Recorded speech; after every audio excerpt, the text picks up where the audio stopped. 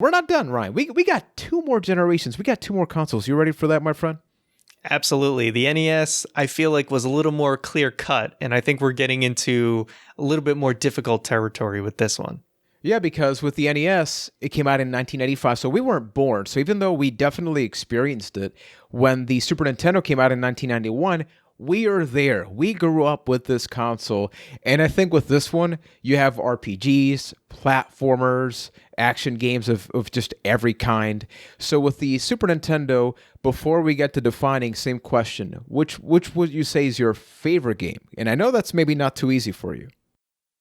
My favorite Super Nintendo game, I think it has to be Donkey Kong Country or Donkey Kong Country 2. It's really tough for me to pick, but I guess I'd have to lean towards Donkey Kong Country 2 because I think that has the most interesting level designs, and it has like the 2 best characters to control with Diddy Kong and Dixie Kong. The other ones, I feel like Donkey Kong kind of weighs you down in the first one sometimes, and then you get Kiddy Kong in the third one, but I think those games are just like platforming bliss to me, and like they just control so like buttery smooth. I can barely say that, but there's no other like platformer where I can just like, I don't know, like the controls just feel so like I'm just in sync with the controls or whatever. And I just love the music and the environments and everything. I've played those games dozens and dozens of times, and I still go back to them pretty much at least once a year. So without question, those 2 are my favorite. And I guess I'd give the W to DKC 2.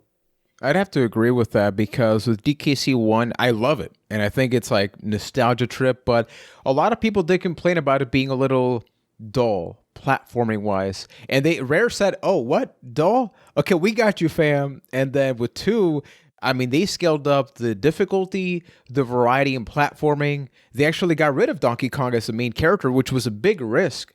But it showed sometimes that when you have a really solid foundation, people are willing to go along with you. Can't really say maybe everybody agree with that with DKC 3, but yeah, that's part of it. Now, if the question was, which is the defining game for the Super Nintendo, would it still be that one? I think this was the hardest one for me to pick for the systems. And, a lot of people might just lean on Super Mario World as the answer because the Mario game seems to always be one of the most important titles. But I actually think this is a system where Mario was probably least important in some aspects, as far as like the main AAA like title. Because I think Super Mario World, it was at one point my favorite Mario game, but I don't think it did enough different. It's a very safe game. It was a very safe game, whereas if you look at pretty much every other Mario title, they took a chance and redefined it.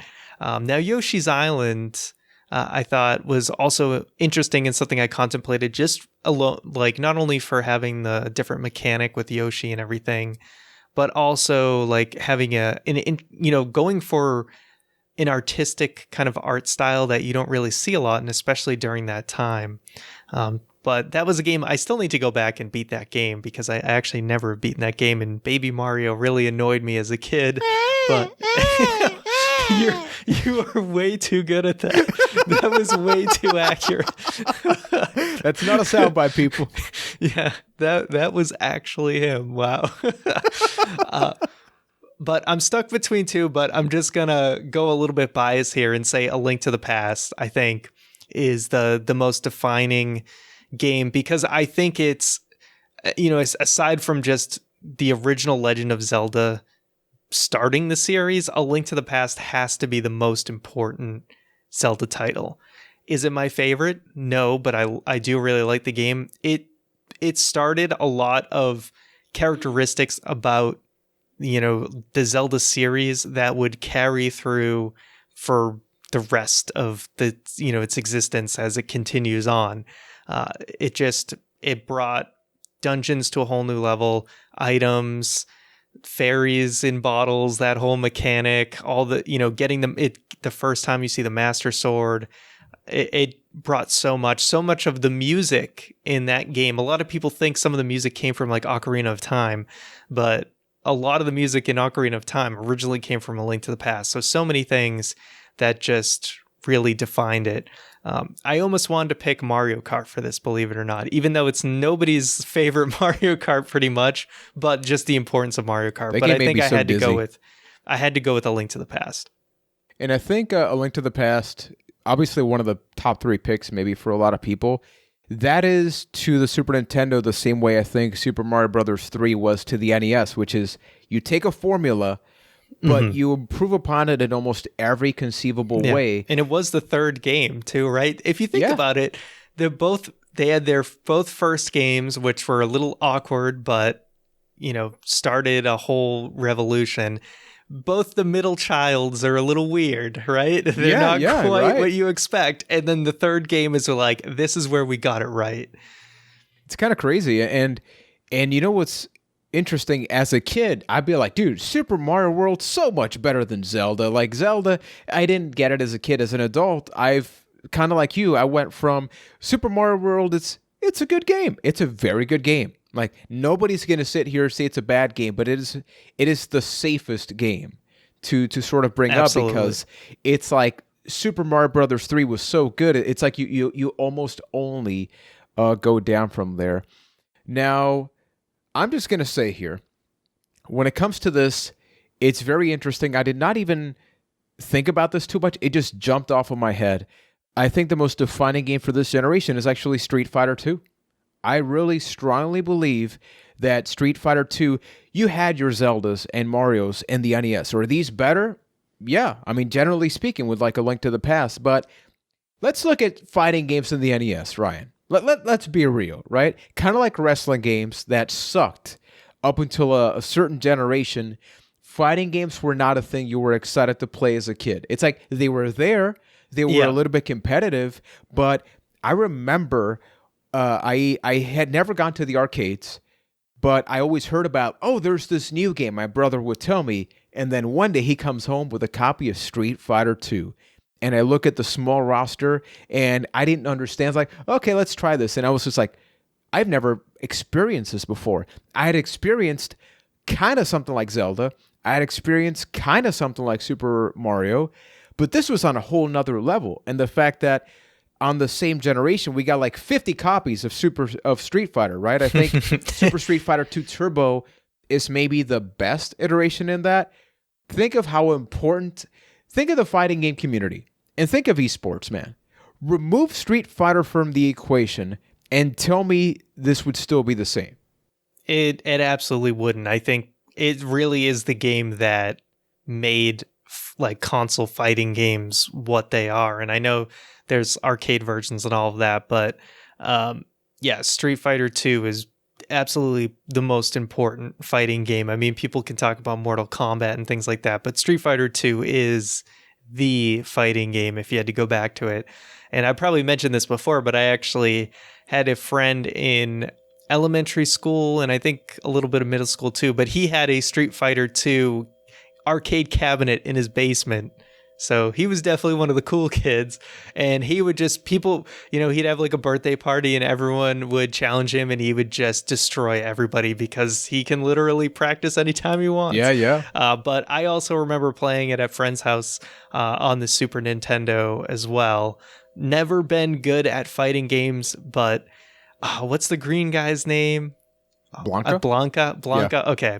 I did enjoy sitting in the corner as Blanca doing the electricity. The electric, yeah. Yeah, because that was all I had.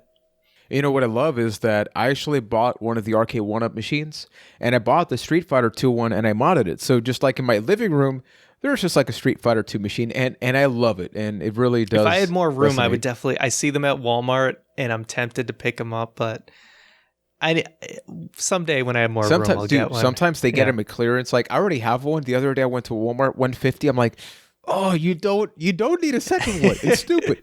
But it's so cheap, man. And we have a lot of things here, starting with Keith. And Keith mentioned A Link to the Past. For a lot of people, I think the Super Nintendo nostalgia is remembering just how good A Link to the Past was. It's the perfect video game, so much so it's hard to talk about. Just go listen to our episode in the archives. Thank you, Keith. Even when he's not here, he's plugging previous cheap episodes. Plug, Keith, on top of man. things.